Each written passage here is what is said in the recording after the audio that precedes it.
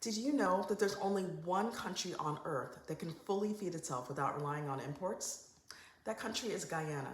Today, we're exploring what that means, the people and history behind Guyana's foodways, and why this matters for all of us.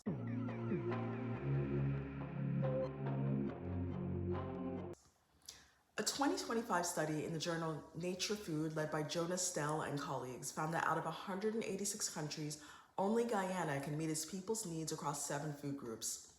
These food groups are fruits, vegetables, legumes, nuts and seeds, starchy staples including rice, cassava, and yams, meat, fish, and milk and dairy products. The fact that Guyana produces enough of all of these to feed its own people is extraordinary. It's more than just self-sufficiency, it's a living example of food sovereignty, the power of a people to shape their food system in ways that honor their culture, community, and the environment. I'm going to tell you a little bit about Guyana for those who are not as familiar. Guyana sits on the northern coast of South America, but its history and culture connect it deeply with the Caribbean.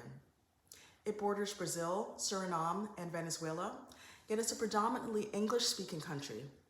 This unique position, Caribbean influence while South American in geography, creates a food identity unlike anywhere else.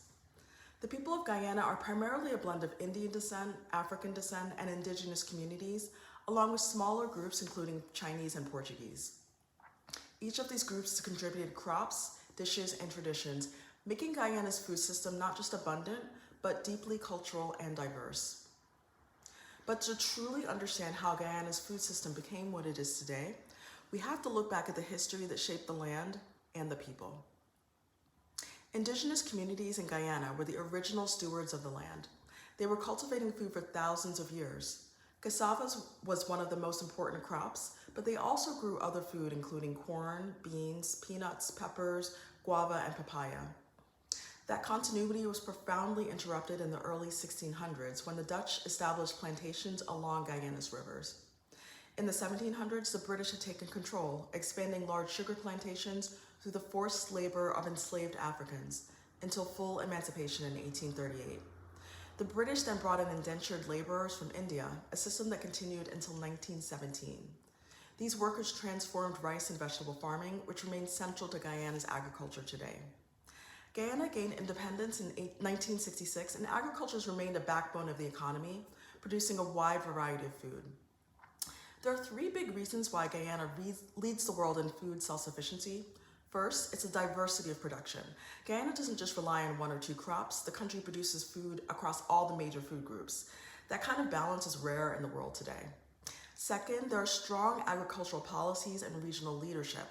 Guyana has invested in farming and food security for decades, and it plays a key role in CARICOM's 25 by 2025 plan, which aims to cut the region's food import bill. And third, there's solid innovation and growth. In recent years, Guyana has celebrated record rice harvests, thriving fisheries, and expanding into new areas like hydroponics. Put together, these 3 strengths make Guyana not only self-sufficient, but also a powerful model of resistance. Now, everyone who knows me knows I'm a strong advocate of growing at least some of your own food, so I was thrilled to learn this information about Guyana because it shows that it's possible for an entire country to grow their own food successfully. What else impressed me is that they were able to do it by still honoring some of their traditional crops and supporting their farmers, rather than turning things over to huge factory farms, which are way too common in places like the United States. To me, this shows intentional effort on the part of Guyana to strengthen the overall health and well-being of their population. So let's celebrate Guyana, and let's also ask ourselves, how can we reclaim health and food systems in our own communities? If this inspired you and made you think, share it with someone who would enjoy this content, and don't forget to like and subscribe for more stories of culture, health, and empowerment through food. Thank you.